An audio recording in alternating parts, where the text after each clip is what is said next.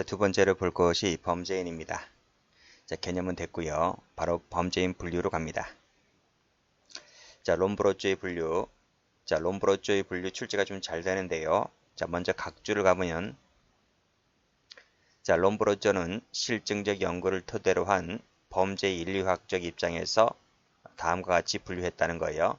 여기서 범죄 인류학 밑줄, 범죄 인류학파는 뒤에서 배우겠지만 실증주의 학파를 말합니다. 그래서 앞에도 보면 실증주의적 연구를 토대로 했다고 했죠.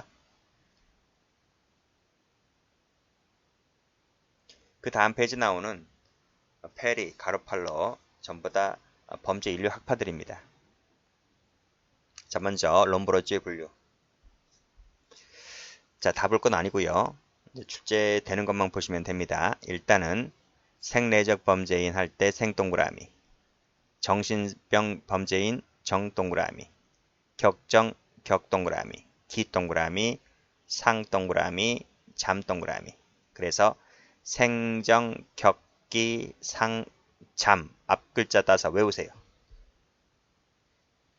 외우셔야 돼요.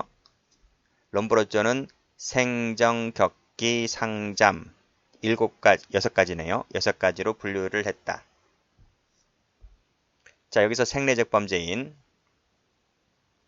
선천적으로 범죄인이 될 수밖에 없는 범죄인을 말합니다. 이 친구들은요, 교정교화가 안 돼요. 그래서 초범일 때는 무기, 즉 영구 격리를 시키고 이것이 이제 누범이 되면 죽여버리자, 사형 또는 도태 처분시켜버리자고 주장했습니다. 나머지는 눈팅하시면 돼요. 자, 기출 갑니다. 자, 롬브로조는 사회학적 개념이 아니고 밑에서 보았듯이 인류학적 개념이죠. 틀렸습니다. 롬브로조는 생, 정, 격, 기 등 6종으로 분류했다. 맞아요. 롬브로조는 생, 정, 기, 과실범죄인 분류하지 않았습니다. 과실범죄는 바로 뒤에 나오겠지만 가로팔로 얘기입니다. 롬브로조는 생내적 범죄인에 대하여 무기를 과하고 사형을 과해서는 안 된다. 초범일 때는 무기고요. 누범일 때는 사형 찬성하죠. 틀렸습니다.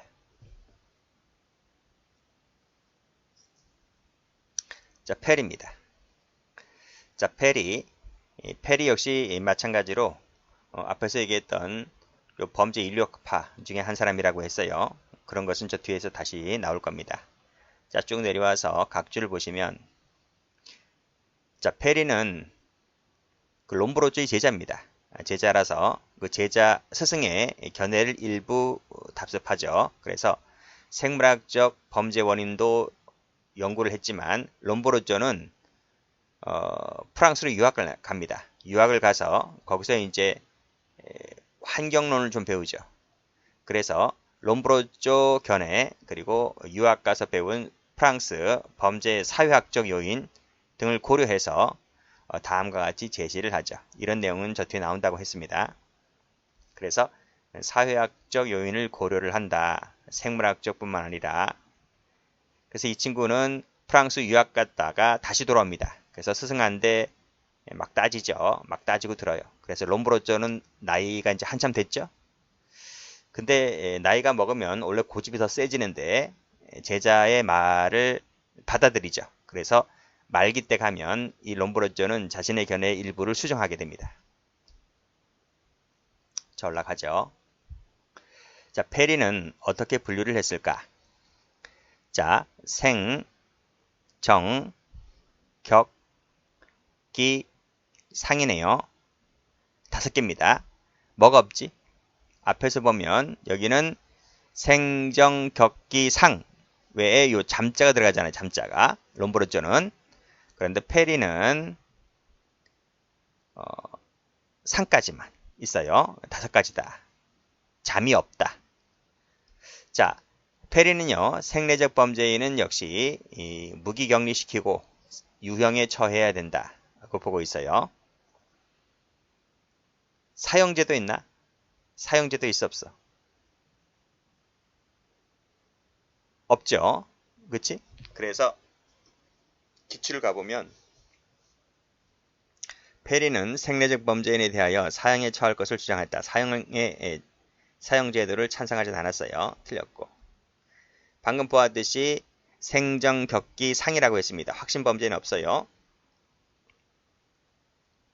자, 페리는 롬브로즈와 달리 생리적 범죄인 존재를 부정했다. 인정하죠. 자, 롬브로즈는 사형을 찬성하지만 페리는 사형을 반대합니다. 페리는 롬브로즈와 마찬가지로 몇 가지로 범죄자들을 유형화했고 각 유형별로 범죄 대책을 제시를 했죠. 했잖아 여기. 그렇죠? 뭐 이렇게 하자 이렇게 얘기했습니다. 뭐 이런 것은 눈팅하시면 되고 읽어보지 않아도 됩니다. 자, 롬브로즈는 범죄 인류학적 입장에서 분류했지만 페리는 롬브로즈가 생물학적 범죄 원인에 집중한 나머지 사회적 영향을 무시한다고 비판하고 사회학적 요인을 고려하죠. 고려했다.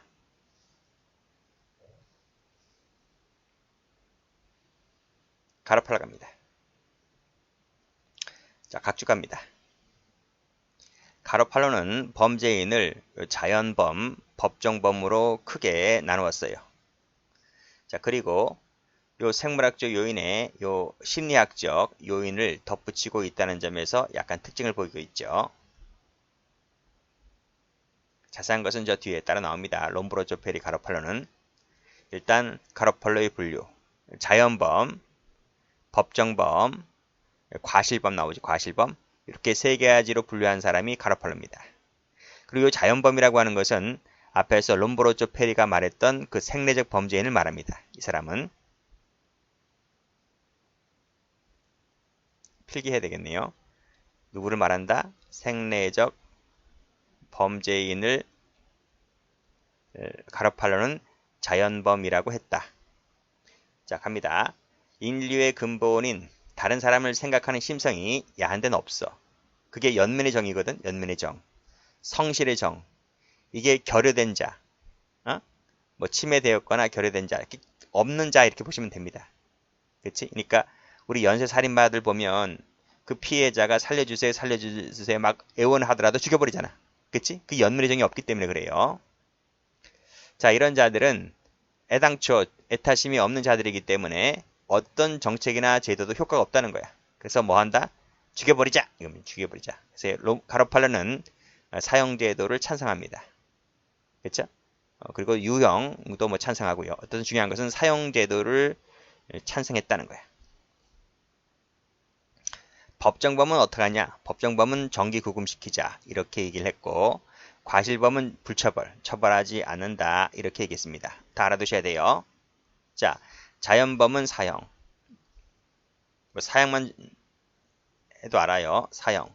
법정범은 정기 구금. 과실범은 처벌하지 않는다. 자, 됐죠? 자, 기출 갑니다. 가로팔로는 범죄인과 비범죄인을 구분하였다. 틀렸지? 자연범과 법정범을 구분한 사람은 가로팔로지 그룰레가 아닙니다. 가로팔로는 자연범, 법정범으로 분류하였다. 가로팔로는 생물학적 요소 외에 심리학적 요소를 덧붙여서 자연범, 법정범으로 구분하였고 과실범은 불처벌 주장하였다. 맞죠?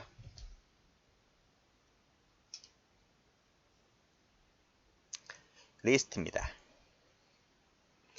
자, 리스트 각주 갑니다.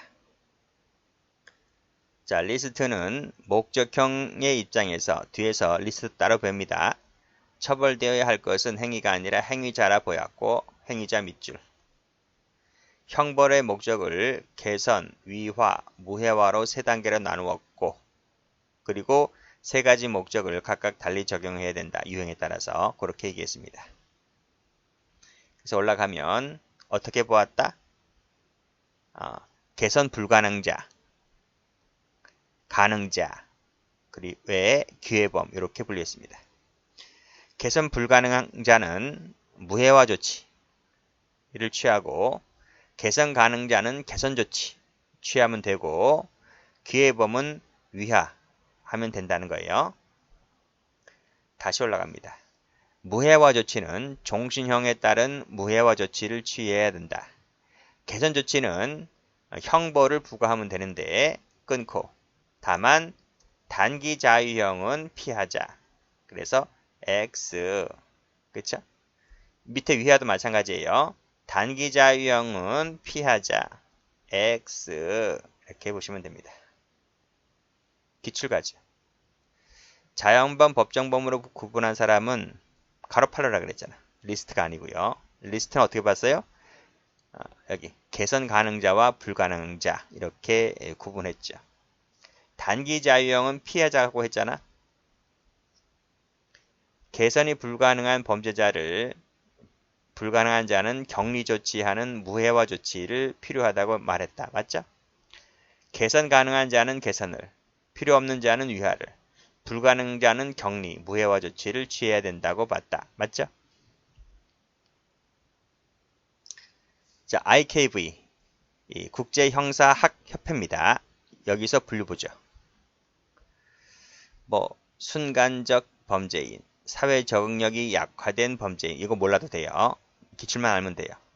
기회범, 상태범으로 한다? IKV는? 그렇게 안 봤죠? 안 봤죠?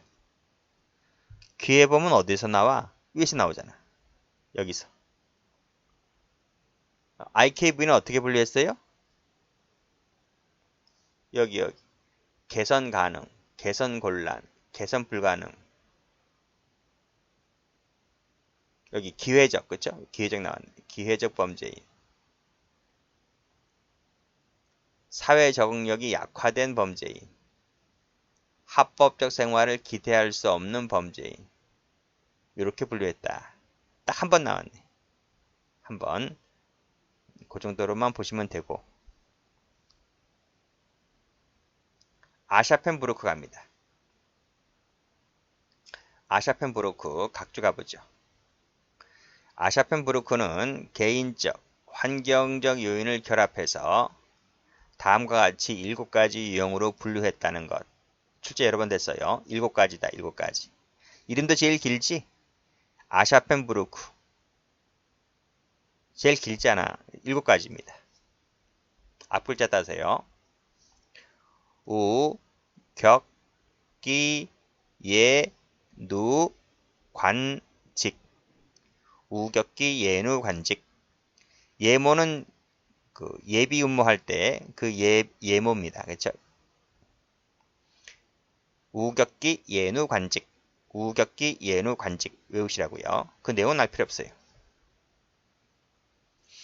자, 아샤펜부르크는 우격기, 예 등 7종으로 분류를 했다. 7분법을 분류했다. 7종으로 분류를 했는데 우격기, 예누, 관직 확신범 없어요. 그래서 앞글자 따서 외우세요. 마이호퍼입니다. 마이호퍼는 각주가죠. 자, 마이호퍼는 기회범과 상태범으로 나누었다. 그러면 되는 거예요. 4단계 나오는데 여기 올라가시면 2개 묶으시고 2개 묶으시면 돼요. 그래서 여기 기회범 나오지. 기회범 하나, 상태범 하나, 그리고 기회범은 속죄용이 있는, 속죄용이 없는 이렇게 나누었고 상태범은 개선 가능, 불가능 이렇게 나눴습니다. 내용 알 필요 없어요. 자, 그래서 기회범, 상태범으로 나눈 사람은 마이오퍼입니다. IKV 틀렸죠. 이거 앞에도 나온 것 같은데. 젤리히 갑니다. 젤리히. 젤리히. 젤리히는 쭉 내려오면 범죄인의 인격적 특성과 행동 양식 양면을 종합해서 8종으로 분류했다. 아니, 아샤펜부르크보다 더 많네? 아샤펜부르크 7종이었잖아요. 아샤펜부르크 7종이었는데 젤리히 8종입니다. 여기 8종. 그치? 이 사람은 젤리히다. 슈트물 틀렸습니다. 그 내용 알 필요 없어요. 노동을 싫어한다 이런 거 다 필요 없고 8종만 알면 됩니다.